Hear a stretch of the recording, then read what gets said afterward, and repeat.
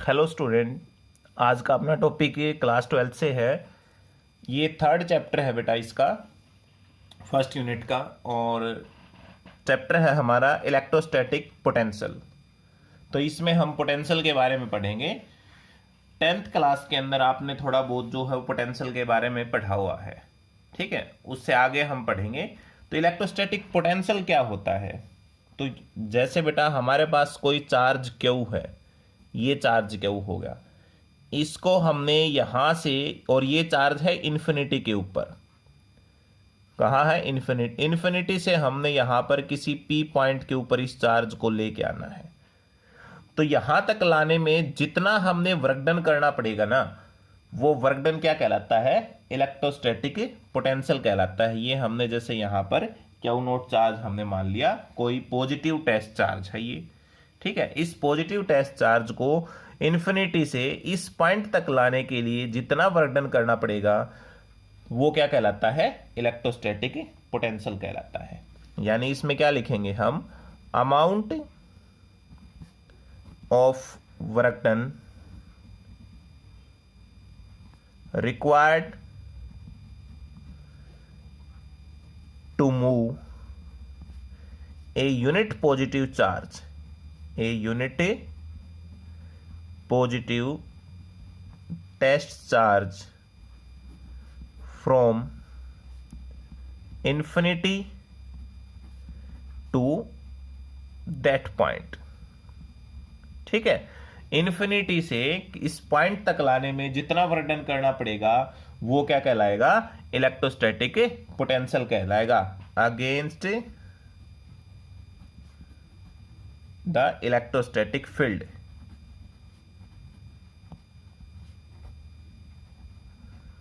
ठीक है। Electrostatic field के अगेंस्ट हमने ये वर्क डन करना पड़ रहा है, तो इसे हम क्या कहेंगे?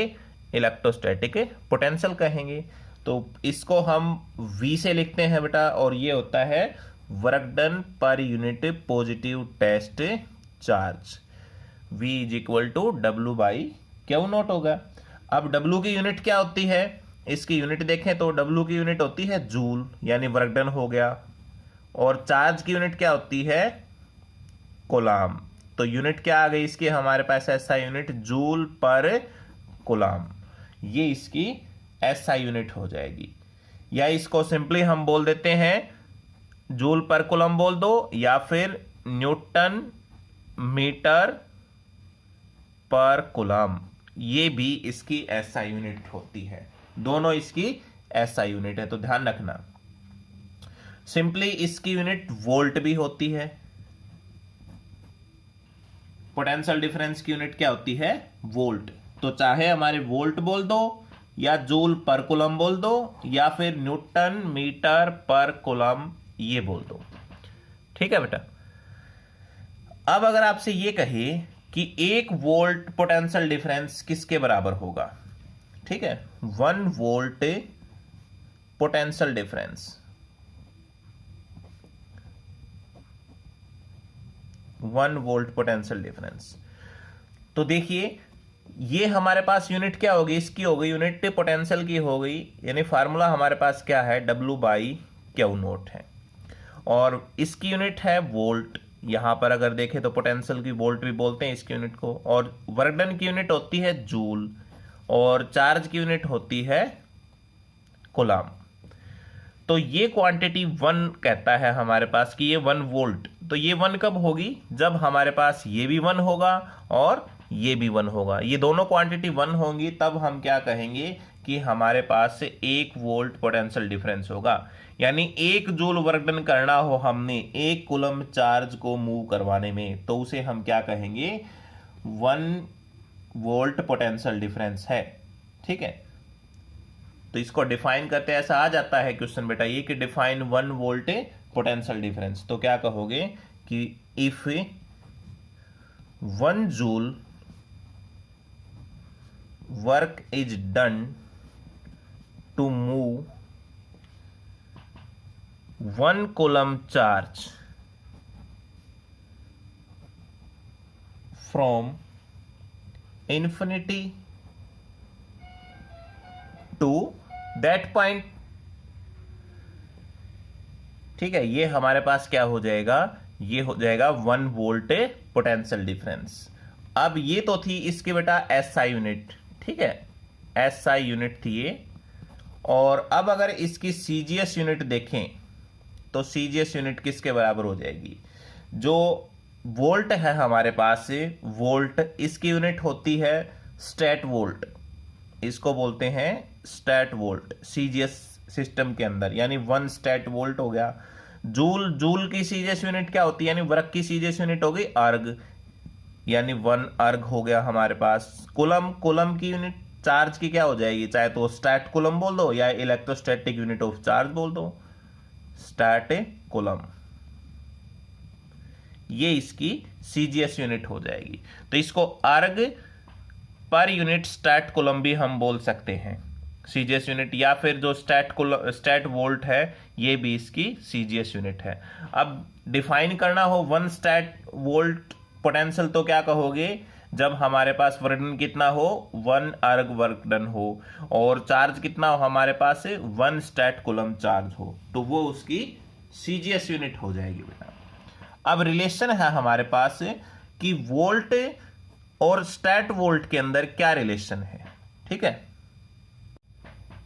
अब हमारे पास आ गया relation between volt and stat volt. तो 1 वोल्ट इज इक्वल टू किसके बराबर, 1 जूल डिवाइड बाई 1 कुलम के बराबर। तो इसको हम सीजीएस यूनिट में कन्वर्ट करें तो 1 जूल किसके बराबर होता है, 10 की पावर 7 अर्ग के बराबर। ये हमने जो है 11th के अंदर कैलकुलेट कर रखा अच्छे से। 1 कुलम जो होता है 3 इंटू 10⁹ स्टैट कुलम के बराबर होता है। तो इसमें से हम क्या करेंगे, देखो 10 की पावर 7 ये और ये कैंसिल आउट हो जाएगी, क्या बच जाएगी यहाँ पर 10 की पावर 2 बच जाएगी। तो इसको हम क्या लिख सकते हैं, 1/10 की पावर 2 यानी 100 हो गया आपके पास, और 300, तो 1/300 को हमने बाहर ले लिया, और यहां पर क्या बच गया आपका, erg divide by stat coulomb, stat coulomb बच गया। अब 1 वोल्ट किसके बराबर आ गया, 1/300। इस टर्म को हम क्या लिख सकते हैं, स्टैट वोल्ट लिख सकते हैं, स्टैट वोल्ट, ठीक है। और 1 स्टैट वोल्ट अगर निकालना हो, 1 स्टैट वोल्ट, तो ये दूसरी साइड चला जाएगा, किसके बराबर हो जाएगा, 300 वोल्ट के बराबर हो जाएगा, ठीक है, 300 वोल्ट। तो ध्यान रखना 1 स्टैट वोल्ट कितने के बराबर होता है बेटा, 300 स्टैट वोल्ट्स के बराबर होता है। इसका डायमेंशन फार्मूला निकाले तो क्या होगा, डायमेंशनल फॉर्मूला। तो क्या था फार्मूला पोटेंशियल डिफरेंस का, ये था वर्क डन बाई चार्ज, और वर्क डन का फार्मूला क्या होता है, m1L2 T-2, और चार्ज का क्या हो जाएगा, AT, यानी A1 T1 हो जाएगा, और A1 ऊपर जाएगा, A ऊपर जाएगा तो क्या हो जाएगा, माइनस का हो जाएगा, यानी m1L2, और T-2 है, एक और ऊपर जाएगा तो माइनस का 3 हो जाएगा यहां पर, और A-1, ये क्या हो जाएगा, इसका डायमेंशन फार्मूला हो जाएगा। एग्जाम में पूछा जाता है बेटा पोटेंशियल का, इलेक्ट्रिक फील्ड का, कैपेसिटेंस का, कैपेसिटेंस जो आपका आगे आएगा, ये जो फार्मूले है डायमेंशन फार्मूले इंपॉर्टेंट है, ध्यान रखना इनको। डायरेक्ट भी आप याद कर सकते हो, और सिंपली अगर जो पहले बता रखा आपको +1 में उसी तरह से भी आप इनको कैलकुलेट कर सकते हो, कोई रटने वाली बात नहीं। ये फार्मूला आपको पता है तो आप इजीली इनको निकाल सकते हो, ठीक है।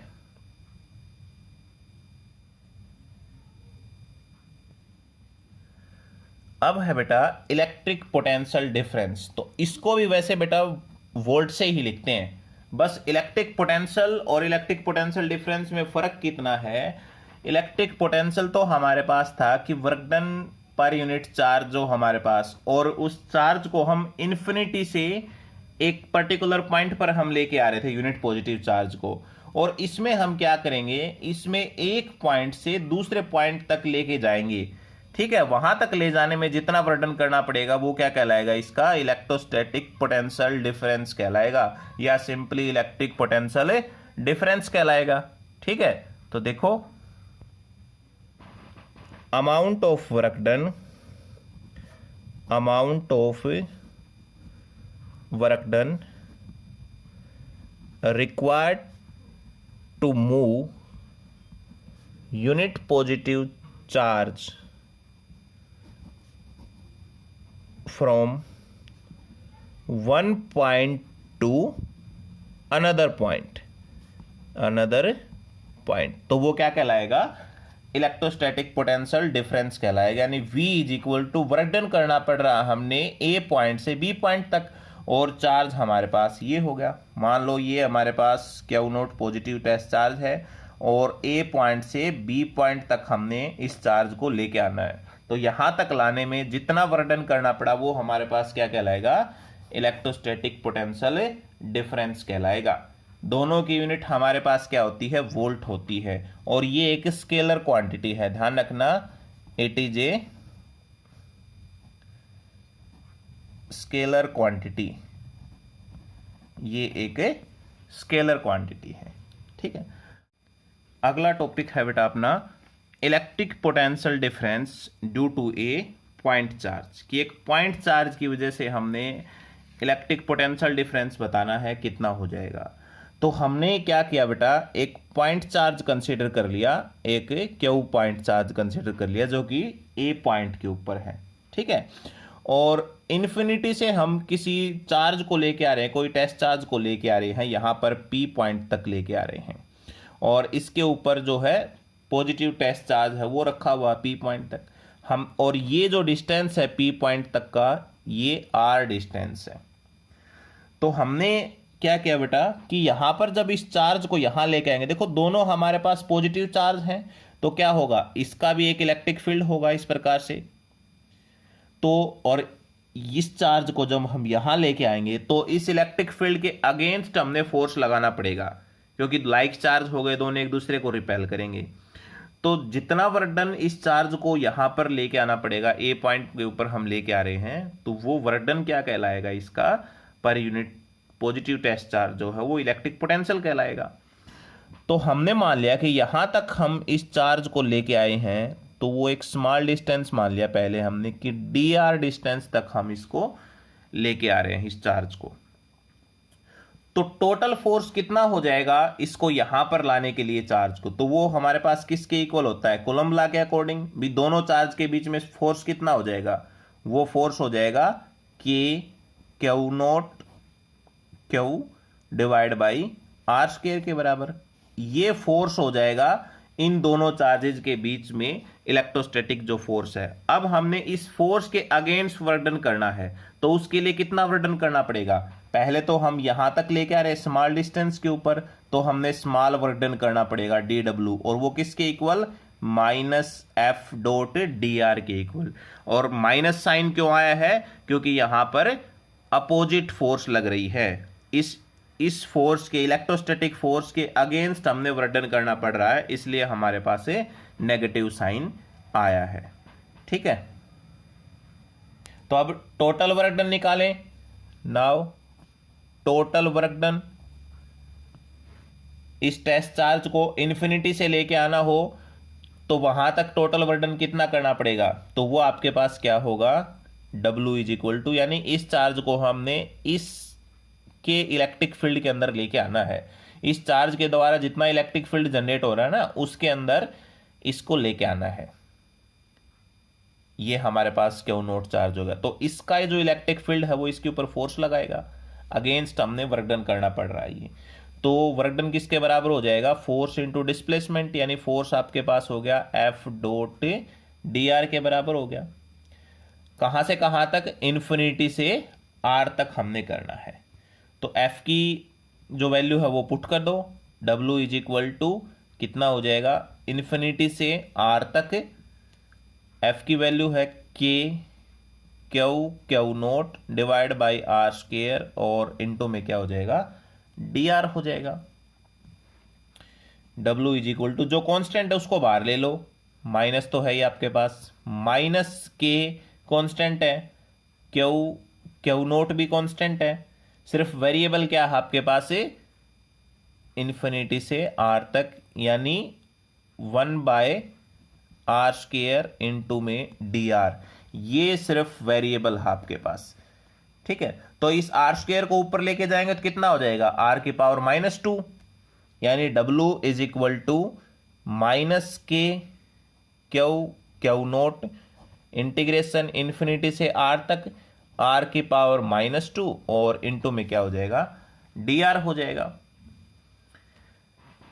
अब हम क्या करते हैं इंटीग्रेशन में, क्यू नोट पावर में हम एक जोड़ देते हैं और जो पावर बनती है वो नीचे आ जाएगी, यानी r⁻² + 1, और नीचे भी क्या हो जाएगा, -2 + 1, और ये इंटीग्रेशन हो जाएगा फिर r से लेकर इन्फिनिटी तक।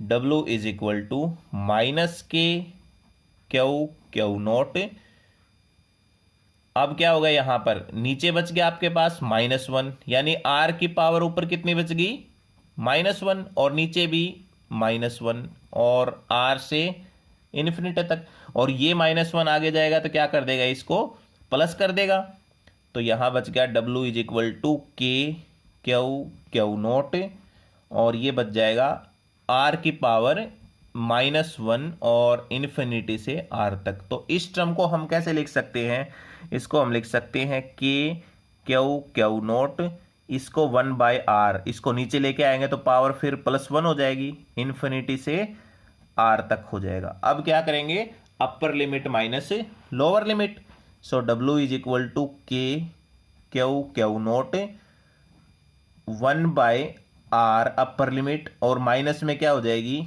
1/∞ लोअर लिमिट हो जाएगी। ठीक है, सो w इज इक्वल टू यहां होगा के क्यू नोट 1/∞ क्या हो जाएगा, 0 हो जाएगा, यानी ये आपके पास बच गया, तो इसको हम लिख देंगे के q naught divide by r के बराबर, ये इसका टोटल वर्क डन है वो हो जाएगा। तो अब जो हमारे पास क्यू नोट चार्ज है उसको w की तरफ ले आओ, यहां से डिवाइड में आ जाएगा, तो क्या हो जाएगा, यहां से w क्यू नोट इधर आएगा तो ये हो जाएगा के क्यू डिवाइड बाई r के बराबर। w बाई क्यू नोट किसके इक्वल है, पोटेंशियल के बराबर है, के क्यू डिवाइड